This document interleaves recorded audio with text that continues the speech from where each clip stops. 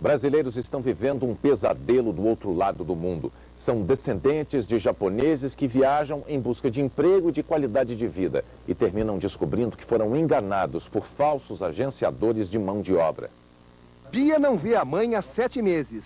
Sabe apenas que ela foi para um país que fica longe, muito longe. Tá o Japão lá, esperando eu. Tudo começou quando a mãe de Bia, Yumi Tahara, leu esse anúncio publicado em um jornal dedicado à colônia japonesa no Brasil. Empregos no Japão. Homens, mulheres, casais de 16 a 58 anos.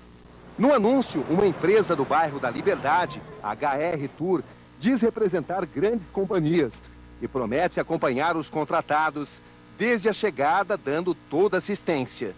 Parecia um ótimo negócio para Yumi, casada, filha de japoneses, 36 anos. O que foi prometido a ela é um salário de $3.000 por mês, condições de que depois nós pudéssemos ir. Mas o que era a esperança de melhorar de vida virou um grande pesadelo, como nos contou Yumi pelo telefone, direto do Japão. Eu fui parar no meio do mato, onde não tinha infraestrutura para nada. Eu tinha que carregar caixas de 10, 15 quilos. Trabalhei numa cozinha que chegava a 40 graus centígrados. Tivemos acesso a documentos nos quais Yumi assume $5.000 em dívidas com os agenciadores. Uma forma de forçá-la a permanecer no emprego e no país. No terceiro dia que eu estava trabalhando nessa fábrica, eu tive que assinar um documento dizendo que eu já estava devendo $3.000. Quer dizer, eu tive que assinar 2 documentos, que no total eu tinha uma dívida de $5.000. Se eu não assinasse esse documento, eu estava no olho da rua. Ela diz que sofreu ameaças. Que acidentes no Japão aconteceram na fábrica, que o meu marido, por exemplo, coitado, cuidando de uma criança sozinho. Se foi uma ameaça de morte, é o quê? Pra mim foi, eu entrei em pânico quando o rapaz me falou isso. Assédio. Quando alguém fala pra você que você tem que agradar o dono da fábrica se você quiser emprego, pra mim é uma ameaça de violência sexual. A agência acusada, a HR Tour, funciona numa pequena sala desse prédio aqui no bairro da Liberdade, em São Paulo. A empresa pertence aos irmãos Mauro e Hélio Mamoru Yanagia. Os dois são brasileiros, filhos de japoneses. Nós os localizamos saindo de outro prédio, no mesmo bairro da Liberdade. Primeiro, eles não querem falar. Não temos nada a declarar, tá? Depois negam. Não foi prometido nada. E então reconhecem que Yumi foi cliente da agência. Ela foi ciente que ela foi com um termo de dívida de passagem, porque nós somos uma agência de turismo. Mas só que isso é descontado no lerite da pessoa só depois que a pessoa começar a trabalhar. Yumi não está mais na empresa. Foi para a casa do pai, que mora em outra região do Japão. São 260 mil brasileiros trabalhando no Japão e mandando dinheiro, muito dinheiro para cá. R$2 bilhões a cada ano. Diretor da Associação Brasileira de Imigrantes, Sérgio Morinaga, tem acompanhado o drama dos brasileiros que tentam ganhar a vida no Japão. Perto de 20% encontram sérias dificuldades. Desempregados, há alguns casos em que chegam a morar em carros abandonados. O próprio Morinaga captou há 2 anos imagens dramáticas de brasileiros que acabaram enganados, sem emprego, dinheiro e moradia no outro lado do mundo. Para esses, morar debaixo da ponte não era uma simples força de expressão. Integrantes do Movimento Sem Teto invadiram um prédio no centro de São Paulo durante a madrugada. 150 famílias ocuparam o edifício residencial de 14 andares que estava para ser alugado. A área chegou a ser isolada para evitar que a invasão continuasse. Mas quando a polícia deixou o local, mais 160 famílias ocuparam os apartamentos. Outros 14 prédios públicos estão ocupados por sem-teto em São Paulo. Um ônibus que saiu de São Paulo levando turistas para o Paraguai foi perseguido nesta madrugada por uma quadrilha na rodovia Castelo Branco. Num pedágio, eles atiraram no ônibus. Mesmo com um dos pneus furado, o motorista não parou. Seguiu até um posto de combustível e avisou a polícia. Houve perseguição e troca de tiros. Um dos assaltantes foi atingido e morreu. 4 pessoas foram presas. Os assaltantes que estavam em outros 2 carros conseguiram fugir. Nenhum passageiro ficou ferido. O velho desejo de ficar milionário da noite para o dia levou para as casas lotéricas quase 13 milhões de brasileiros esta semana. Todos atrás do maior prêmio do ano da Mega Sena, mais de 22 milhões de reais. Mega Sena acumulada, concentração de esperanças. 15 milhões de brasileiros sonharam com os 23 milhões sorteados hoje. Chegaram a congestionar os computadores. Ficou uns 15 minutos parado e agora já faz, olha, uns 5 minutos que está parado. E não é só aqui, é no Brasil todo. Capricho com os números, sempre cheios de significados. 17, um filho. 19, outro filho. Mês 10 onde eu nasci. É o 13. O 13. Todos querem a fortuna, mas alguns parecem se envergonhar disso. Outros fazem tipo, como se torcessem contra. Mas depois de velho ganhar aquilo é besteira. Eu não quero ganhar sozinho, não. Ganhar uns 50, 60 mil, tá bom já. Mas o perfil básico de quem joga é mais simples. A maioria dos apostadores é homem, tem entre 35 e 50 anos e é pobre. Os que ganham salário mínimo teriam que trabalhar 13 mil anos para acumular o valor do prêmio de hoje. Planos todo mundo faz. Para uma casa, né? Um carro. Minha moto que eu quero ter. Certamente eu não vou precisar mais trabalhar na vida, né? Sempre com uma promessa nobre no meio da ambição. Eu ajudaria creche, asilo, eu acho que Você já viu o ganhador ajudar alguém? Olha, nunca. O sorteio que pode fazer o mais novo milionário do Brasil foi agora há pouco em Juazeiro do Norte, no interior do Ceará. Preparado? Anote aí. Os números sorteados foram 19, 24, 33, 47, 50 e 60. Em instantes, a polícia encontra pela primeira vez no Brasil uma nova droga derivada da maconha. A cidade que mais produz fogos no Brasil aumenta a produção e os riscos de acidente. A Polícia Federal, no Rio de Janeiro, apreendeu pela primeira vez no Brasil uma droga produzida em laboratório chamada Thai Stick. Um empresário foi preso em flagrante ao desembarcar no aeroporto internacional com a droga. A droga chegou ao Brasil dentro de 2 caixas de som. São 25 pacotes, quase 5 quilos de Thai Stick. O alucinógeno é produzido em laboratório, a partir da concentração do princípio ativo da maconha. Os efeitos são fortes e perigosos. Provavelmente deve dar muitas alucinações, ilusões e sintomas paranoides. O Thai Stick foi apreendido ontem à noite no Aeroporto Internacional do Rio, durante o desembarque de passageiros que vinham de Madrid. A droga estava na bagagem de um casal que mora neste condomínio, aqui na Barra da Tijuca, bairro da Zona Oeste do Rio de Janeiro. O empresário Ricardo Moreira de Carvalho foi preso na hora. A mulher dele, que também vinha da Espanha no mesmo voo, conseguiu fugir. O empresário confessou à polícia que comprou o Thai Stick na Holanda. A droga, até então desconhecida no Brasil, vai ser analisada em laboratório. A suspeita é de que seja mais forte do que o haxixe e o skunk, também elaborados a partir da maconha. A Polícia Federal vai pedir a prisão preventiva da mulher do empresário. No interior de Minas, a pacata Santo Antônio do Monte é uma cidade assustada com os acidentes de trabalho. O risco é para quem consegue emprego numa das 35 fábricas de fogos de artifício instaladas na região. 10 trabalhadores já morreram este ano. Adilson, de 25 anos, era o mais velho dos 6 filhos de Dona Cleusa. Tá bem que a pessoa saiu, foi trabalhar e voltar desse jeito, não voltar aqui em casa mais. Vander tinha a mesma idade, morreu 5 dias antes de se casar. Ele deixou a noiva grávida, o filho dele já nasceu, um pedaço da gente que vai. Os 2 vizinhos trabalhavam numa das poucas opções de emprego em Santo Antônio do Monte, a 150 quilômetros de Belo Horizonte. Fábricas de fogos de artifício.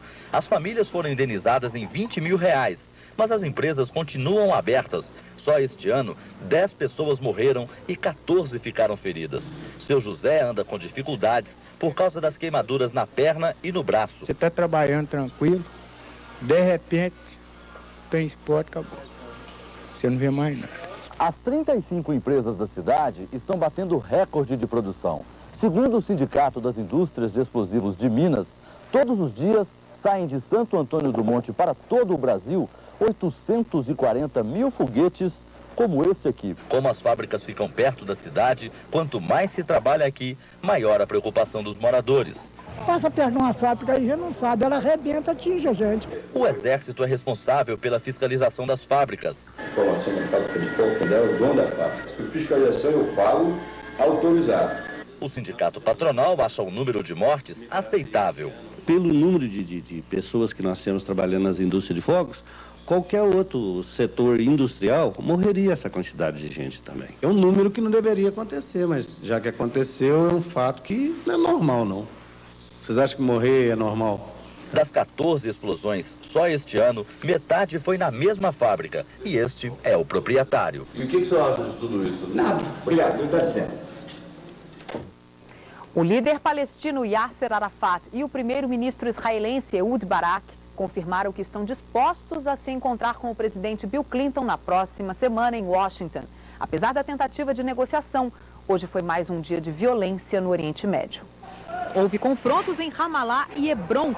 Uma jovem de 14 anos foi ferida por um tiro na cabeça. O estado dela é grave. O enterro de 2 palestinos assassinados ontem reuniu centenas de pessoas e virou uma manifestação. O chefe do grupo extremista islâmico Fatah disse que a campanha contra Israel continua, mas pelo acordo assinado com o ex-premier israelense Shimon Peres, Yasser Arafat prometia conter a violência a partir deste fim de semana. Em Tel Aviv, o aniversário de morte de Yitzhak Rabin reuniu milhares de pessoas que rezaram pela paz. O ex-primeiro-ministro de Israel era a favor do processo de paz e foi assassinado há 5 anos por um extremista judeu. Na Grécia, um homem matou 2 pessoas, sequestrou um ônibus e manteve 35 turistas japoneses reféns por 12 horas. O sequestro aconteceu na estrada que vai da capital, Atenas, a Corinto. O ônibus foi perseguido pela polícia. O sequestrador estava armado e muito nervoso. Pouco antes de invadir o ônibus, ele matou a tiros a sogra e um vizinho. No fim da tarde, o sequestrador se entregou.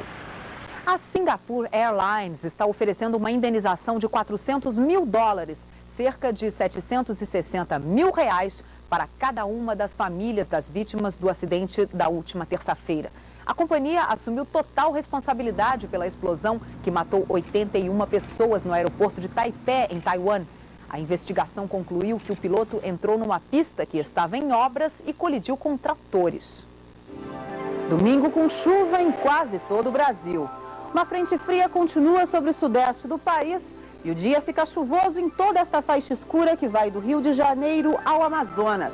Na área mais clara ao sul, o tempo fica ensolarado e a temperatura volta a subir à tarde. Nas outras regiões faz sol e o calor provoca pancadas de chuva no fim do dia. Mínima de 15 graus em Florianópolis e máxima de 33 em Belém.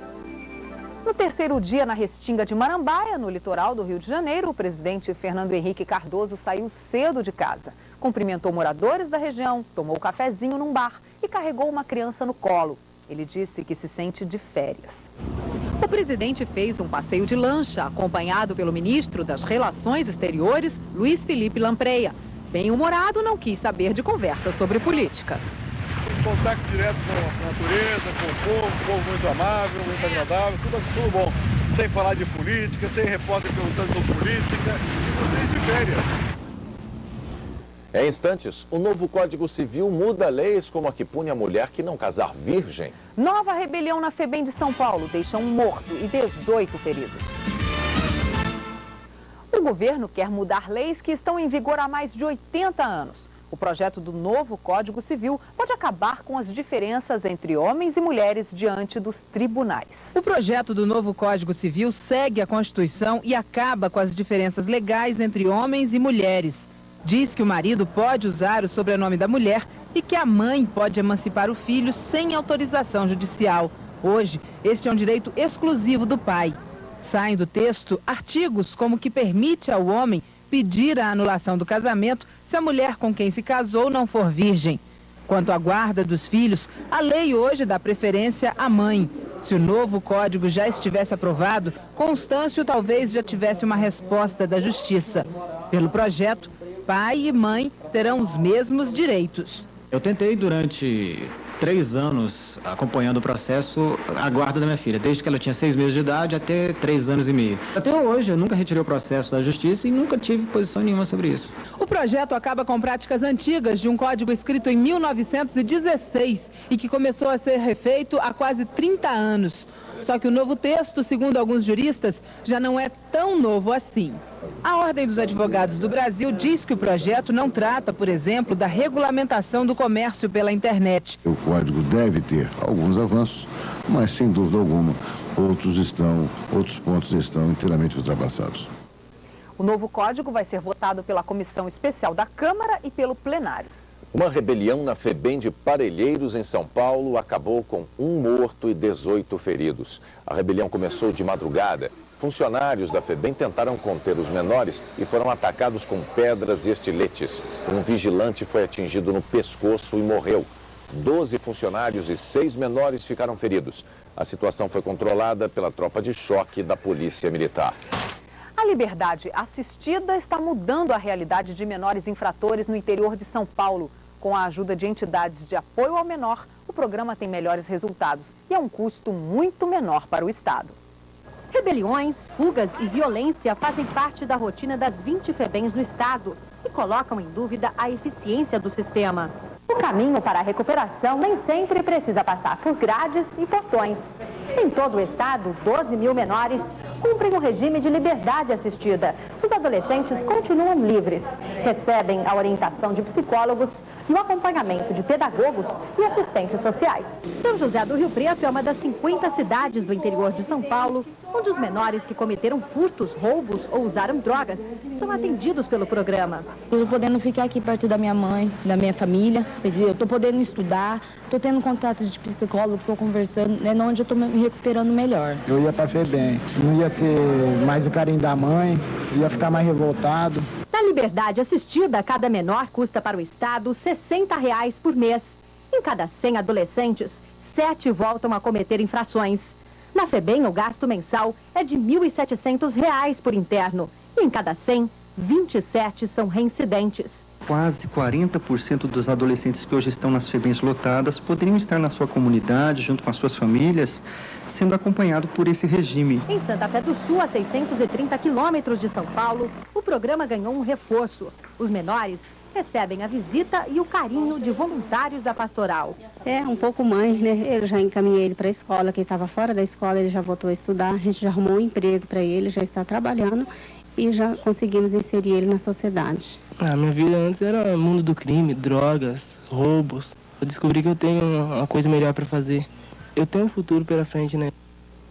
Os menores infratores são encaminhados para o programa de liberdade assistida pelo Juizado da Infância e da Juventude. Eles são acompanhados por um prazo que varia de 6 meses a 3 anos. E o menor que reincidir em crime passa para o regime de internação. Em Barretos, no interior de São Paulo, um policial escapou da morte por causa de uma caneta. O cabo Fausto de Oliveira estava limpando o carro quando um colega disparou acidentalmente a metralhadora. A bala atravessou o banco em direção ao coração do cabo, mas foi desviada pela caneta que ele tinha no bolso. O policial está internado na Santa Casa e não corre risco de vida. Mas afinal, o que passa dentro da cabeça de um criminoso que já matou 5, 10, 20 pessoas? Os repórteres do Fantástico entram nas prisões de segurança máxima para saber o que pensam os criminosos frios e calculistas. Gente que mata e não tem o menor arrependimento. Na viagem ao interior do corpo humano, o médico Drauzio Varela vai mostrar como funciona o cérebro. São imagens impressionantes. Em Nova York, a repórter Zileide Silva encontra o modelo que tinha dinheiro e fama e largou tudo para viver com os mendigos da cidade. E o humor de Denise Fraga, fique ligado, o amor mora ao lado. Tá na cara que essa casa não vem mulher há um tempão, obrigado, São Júlio. O domingo vai ser fantástico. Brasil e Estados Unidos fazem novo duelo no vôlei de praia. A decisão da última etapa do circuito mundial feminino de vôlei de praia acontece amanhã em Fortaleza. Depois de ter conquistado o tetracampeonato mundial por antecipação no primeiro dia da etapa de Fortaleza, Adriana Bear e Shelda não confirmaram o favoritismo. Nos momentos decisivos da semifinal, Sandra e Adriana estiveram sempre à frente e garantiram vaga na final. Se o esporte é feito de vitórias e derrotas, é preciso saber a hora de virar o jogo e a hora de parar. Shelda e Adriana Bear, tetracampeãs mundiais, saem de Fortaleza sem jogar a partida pelo terceiro lugar. A decisão foi de Adriana Bear, machucada. Eu acho que o atleta de alto nível se adapta à dor, aumenta o nível de tolerância aos machucados, só que chega uma hora que você não aguenta mais, sabe? A dor fica insuportável. As americanas vice-campeãs mundiais, McPeak e May, também estão na final. Elas foram eliminadas nas Olimpíadas por Sandra e Adriana. Amanhã, a dupla brasileira, medalha de bronze em Sydney, vai tentar repetir a vitória e terminar o ano com o título da última etapa do Mundial de Vôlei de Praia. Vamos ver, a gente tem que partir para dentro para jogar bem, jogar sem responsabilidade de vencer, para ver se a gente consegue não errar muito, que o jogo vai ficar bonito. A decisão do vôlei de praia você acompanha neste domingo ao vivo durante o Esporte Espetacular, que começa às 9 da manhã. Daqui a pouco, uma doença de criança está matando índios no Pará. E uma brincadeira pode causar lesões na pele e intoxicação nas crianças. Os Estados Unidos comprovam o sucesso da UTI do futuro. Um hospital de Baltimore está conseguindo evitar a morte de muitos pacientes numa unidade de tratamento intensivo totalmente computadorizada. Está acontecendo em quase todos os hospitais americanos. Faltam médicos nas UTIs, as unidades de terapia intensiva, e o número de pacientes só aumenta. Muitos pacientes, poucos médicos, erros. Aqui nos Estados Unidos, os erros médicos matam mais que os acidentes de trânsito, câncer no seio, AIDS. São 270 milhões de americanos. Por ano, 98 mil morrem por causa de erros médicos, muitos nas UTIs. A UTI desse hospital em Baltimore é uma exceção. Em 4 meses, o número de casos de morte caiu 60%. As complicações, 40%. Os custos e o tempo de internação, 30%. A UTI é toda monitorada por computadores e câmeras de vídeo. O médico, fora da UTI, vê e pergunta como está a paciente. A enfermeira responde: parece melhor, até reduzimos a dosagem de morfina. Com esse sistema, os médicos podem acompanhar vários pacientes ao mesmo tempo, mas eles próprios lembram. O sistema não substitui um médico, é só uma ajuda, um complemento. O ideal continua sendo o médico na UTI, 24 horas por dia, 7 dias por semana. Sempre. Um surto de catapora está matando os índios da tribo Arauequê, no oeste do Pará. 4 já morreram e, segundo os médicos, toda a aldeia vai ser contaminada pela doença. Uma equipe médica está na aldeia selecionando os casos mais graves que são encaminhados para este hospital em Altamira, no oeste do Pará. Os índios chegam fracos, com dificuldades para caminhar. Segundo a Fundação Nacional de Saúde, de cada 10 índios da tribo Arauaquê, 7 estão com catapora. Nas últimas 2 semanas, uma criança e 3 adultos morreram de hemorragia. A doença atingiu o aparelho digestivo. A alimentação deles, que é precária e tudo mais, então tudo isso favoreceu, eles são muito fracos, né? Então favoreceu realmente que eles viessem a adoecer.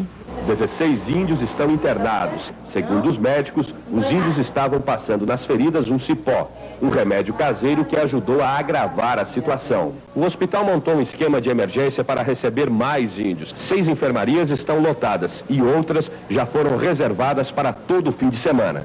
Nós achamos que na aldeia vai acontecer de todos os índios adquirirem a catapora, porque ela é altamente contaminante.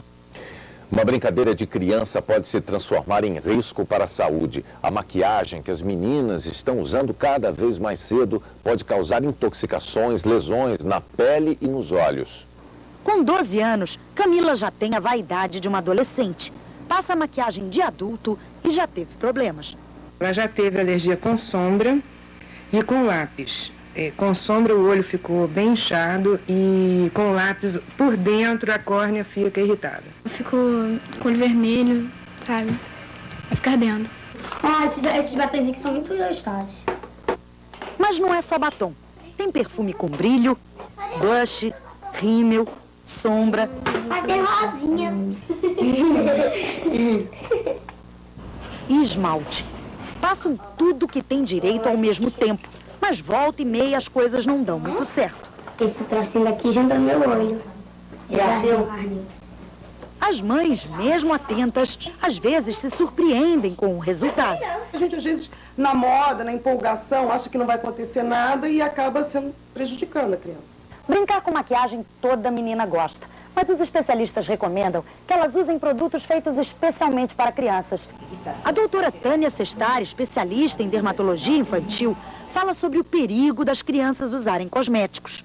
Numa escala de 1 a 5, ela classifica o batom como nível 2, porque pode provocar alergias. Blush, pó e base são os mais leves, nível 1. Podem provocar acne precocemente. Os esmaltes têm fator de risco 3.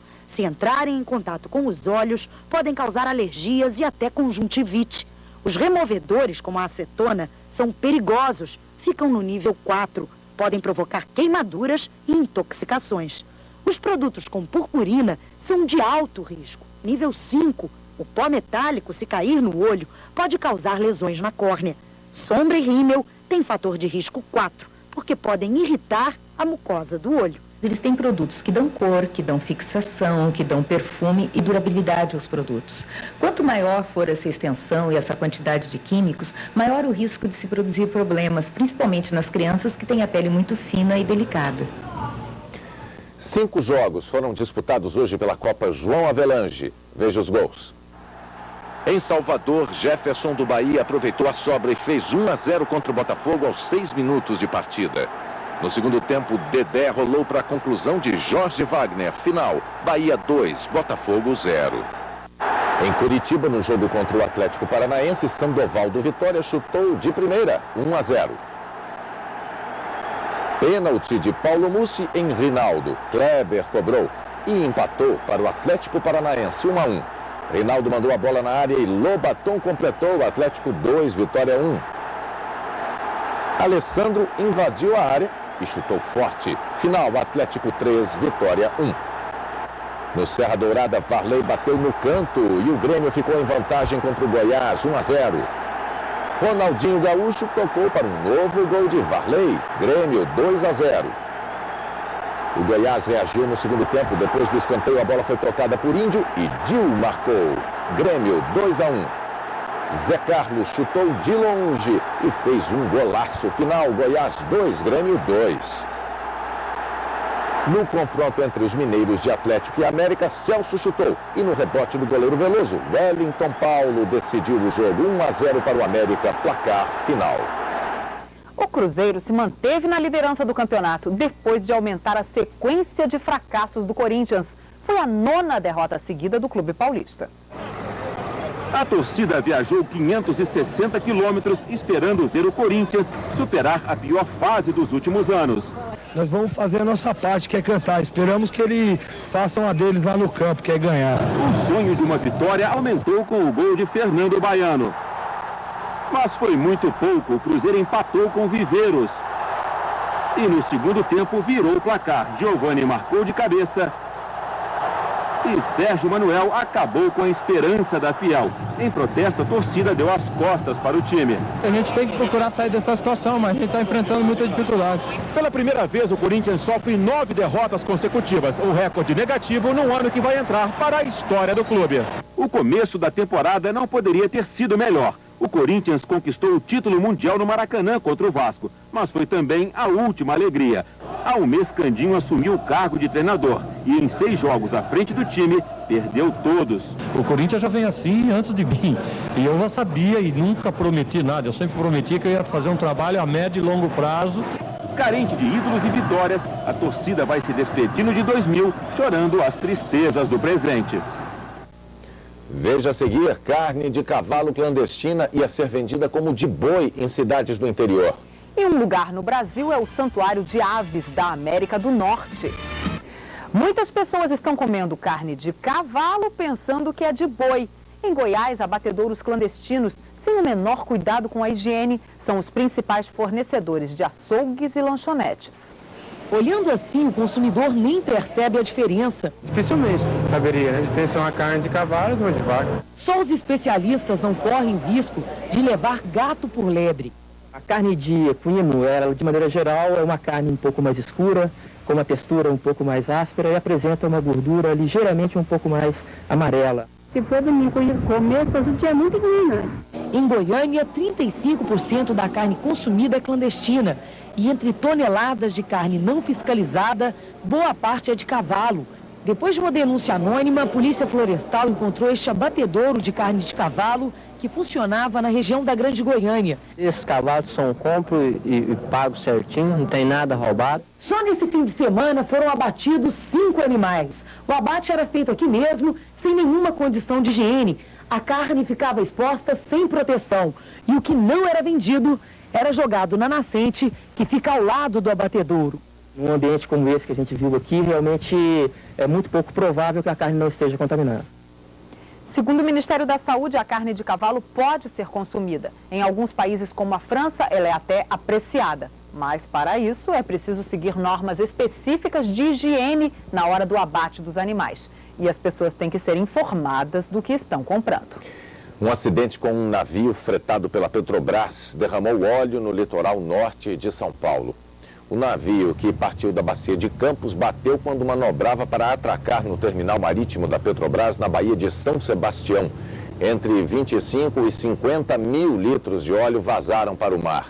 Técnicos da Petrobras e da CETESB trabalharam para conter a mancha, que está a 200 metros da Praia da Cigarra, no litoral norte do estado. A sobrevivência de várias espécies de aves da América do Norte depende de um lugar especial que fica aqui no Brasil. É uma lagoa entre as cidades de Tavares e Mostardas, no Rio Grande do Sul.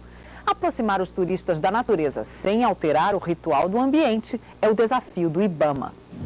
Um espelho d'água com 40 quilômetros de extensão que não chega a 1 metro de profundidade.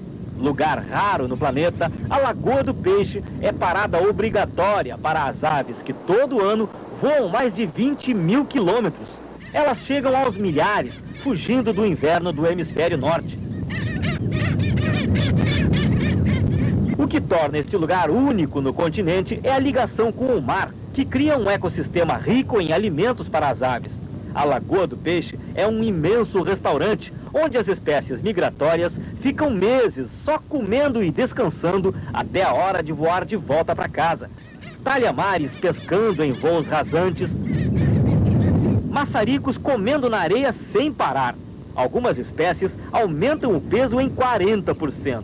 Mas, afinal, o objetivo aqui é engordar mesmo. E os flamingos, elegantes até para se espreguiçar, seguem a dieta à risca, voando em bandos de um lado para o outro para variar o cardápio. A Lagoa do Peixe sempre foi um lugar de difícil acesso. Para chegar aqui, só enfrentando a chamada Estrada do Inferno, que fica intransitável a maior parte do ano. Agora o asfalto já está chegando a essa região e com ele o medo de que esse ambiente possa ser prejudicado por uma invasão de turistas. O IBAMA, que administra o Parque Nacional da Lagoa do Peixe, está preparando os moradores da região para proteger o lugar.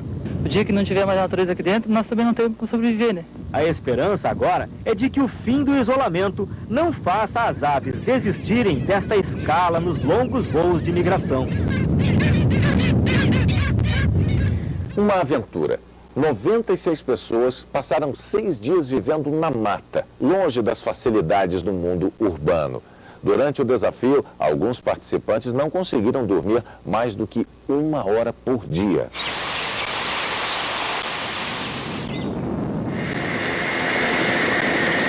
Um caminho cheio de perigos, onde é preciso superar o cansaço. Cansado, né, meu? Forte a prova. E suportar a dor.